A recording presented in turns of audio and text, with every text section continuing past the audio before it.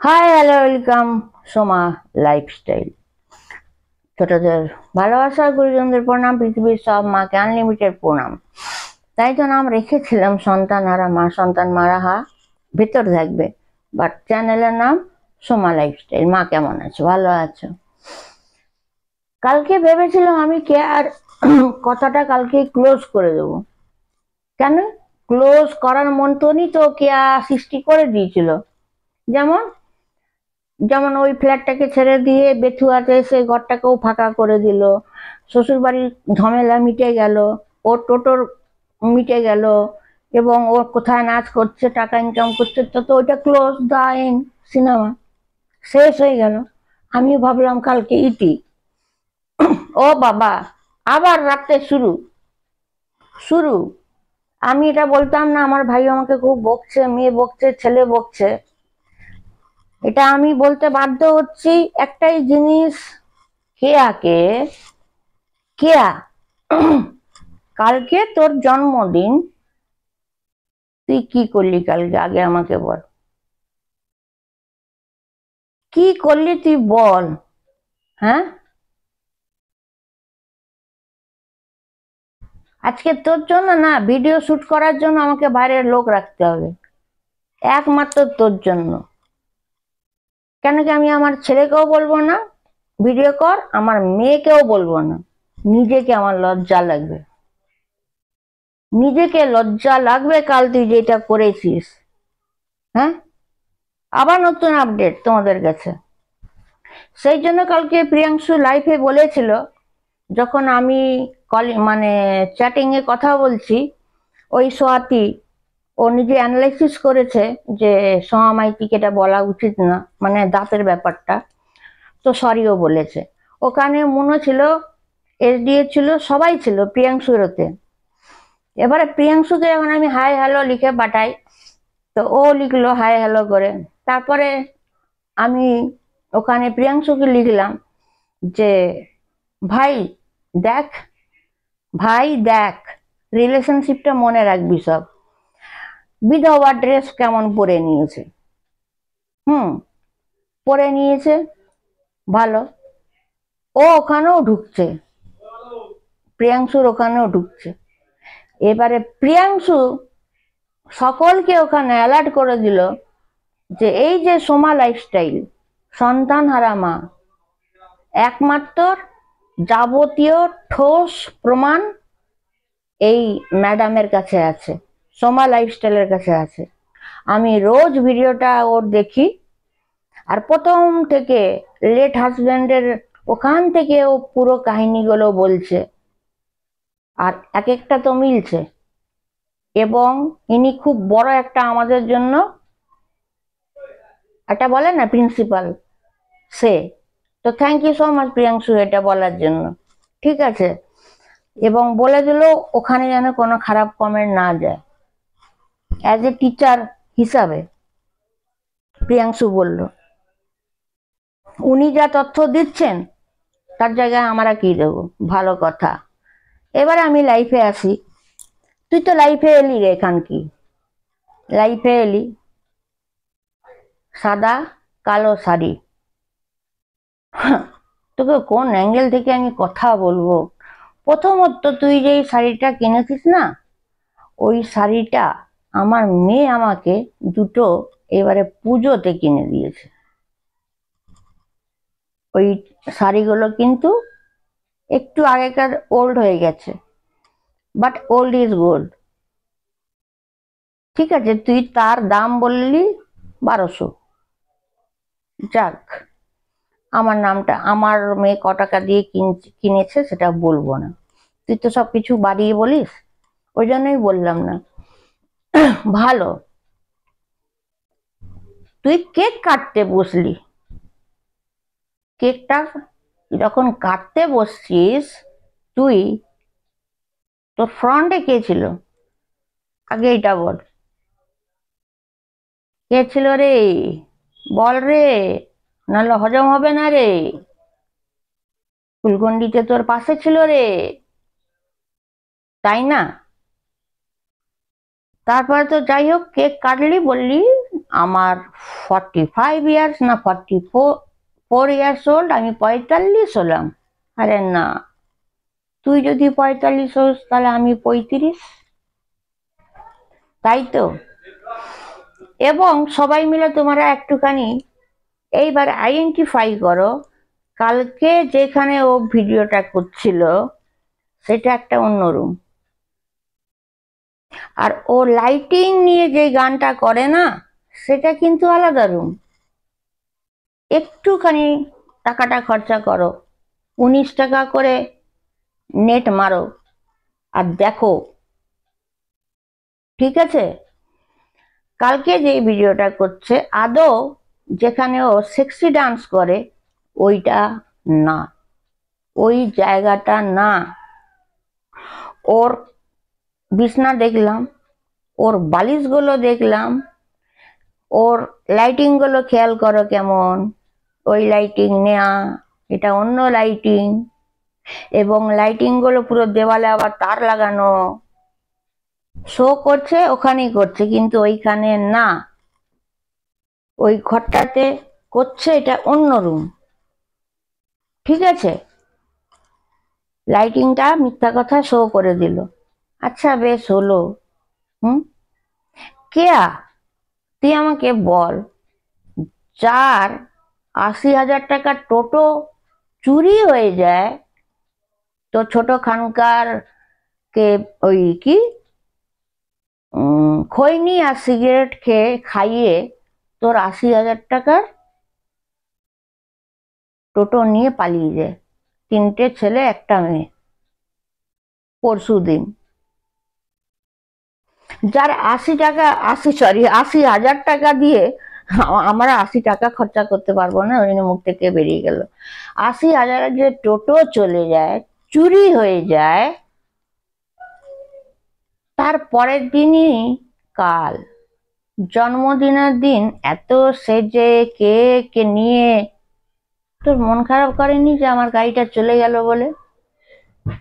তোর কি মন খারাপ করেনি যে আমার টোটোটা চুরি হয়ে গেছে? হ্যাঁ বল।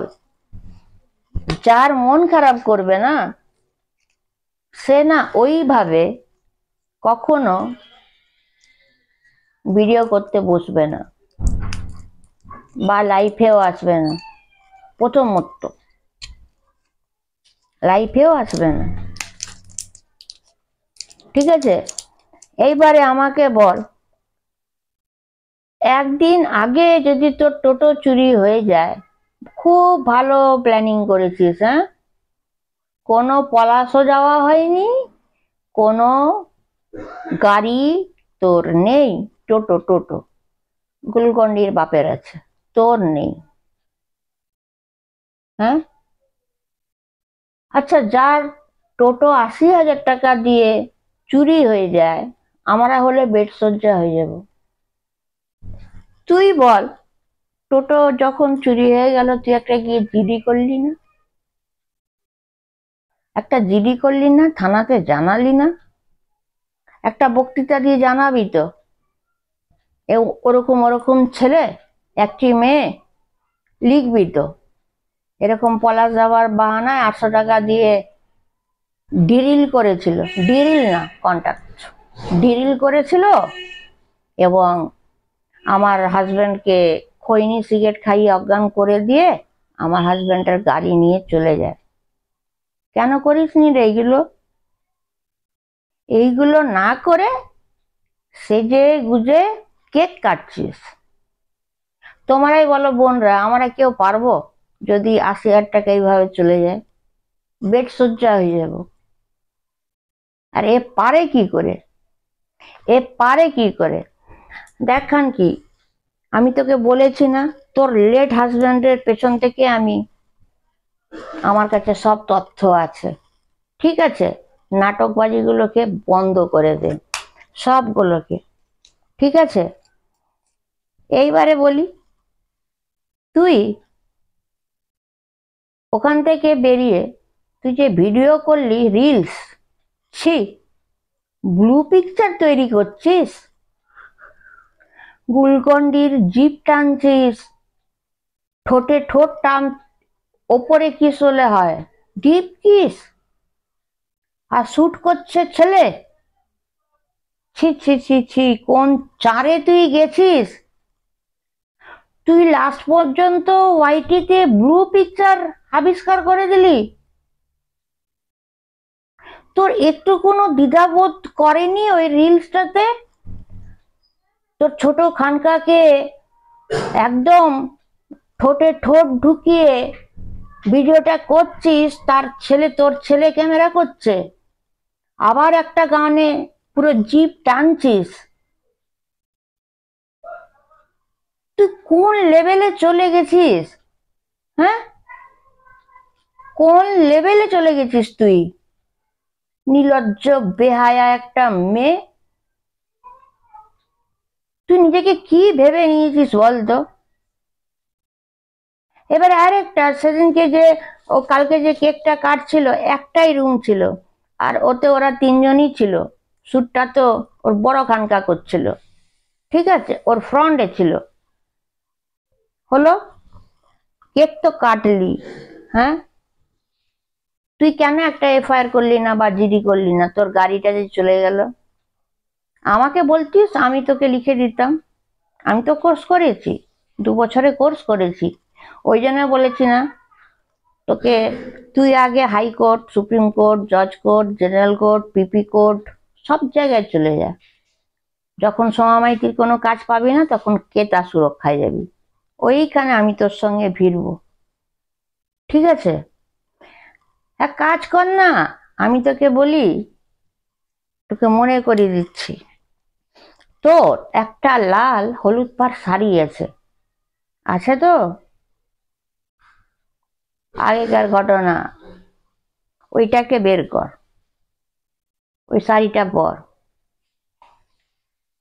তোর গয়নার কথা বলি, তুই বোধহয় ভুলে গেছিস, এতই মদ খাচ্ছিস, এতই মেয়ে ছেলেদের গায়ে চাপাচ্ছিস না, ভুলে গেছিস।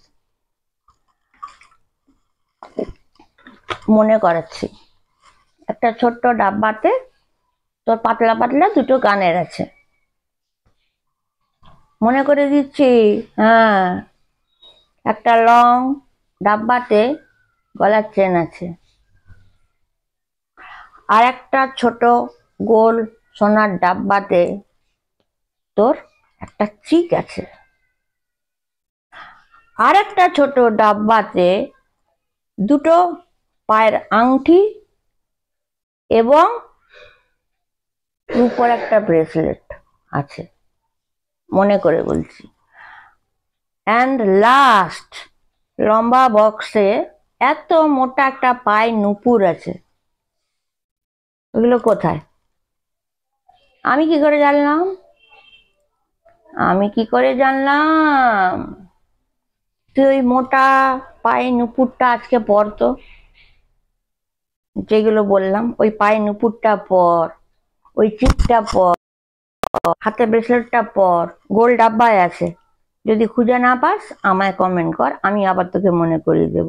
আর ওই লাল পাড় হলুদ শাড়িটা এখনকার না, ওল্ড ইজ গোল্ড। প্রিয়াংশু এমনি বলেনি, আইডিয়াল ওমেন, এনার কাছে টোটাল তথ্য আছে। তুই এগুলো পড়, পরে তুই কেটা সুরক্ষায় চলে যা, ঠিক আছে? তোকে ডোজ দেবো আমি আর একটু পরে। এইবারে আমি লাস্ট বলি, তোকে আমরা যদি এত ধাতাই, আমি প্রিয়াংশু, মুন, স্বাতি, এসডি, আরো XYZ, তোর ছেলেকে এটা বলা হচ্ছে, তুই যে বলছিস আমার ছেলেকে এটা বলা হচ্ছে, আমার মেয়েকে, আমার ছেলেকে মেরে দেবে বলছে, গুলকন্ডিকে অমুক করে দিচ্ছে, আমাকে অমুক করে দিচ্ছে, তো তুই এগুলো কেন কেস করছিস না? কেস কর না, আমাদের নামে একটা কেস করতো। তোকে আমি অর্ডার দিচ্ছি, জিডি করে আমাদের এই কটারই নাম লিখে না একটা জিডি করে এফআইআর কর, এফআইআর কর, ওখানেই মজাটা আমি বের করে দেবো।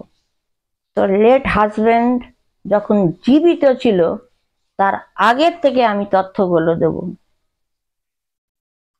এখন তো একটা বলেই দিলাম, তোর লাল পাড় হলুদ শাড়িটা আর গয়নাগুলো কোন ডাব্বায় কিভাবে আছে সেটা বলে দিলাম। এখন বেশি কিছুতে যাব না। লাস্ট বলবো, তুই ব্লু পিকচারে নেমে গেলি। হ্যাঁ, দেখ তোর কি হালটা করি। চলো, লাইক শেয়ার কমেন্ট সাবস্ক্রাইব করবে। Take care, by.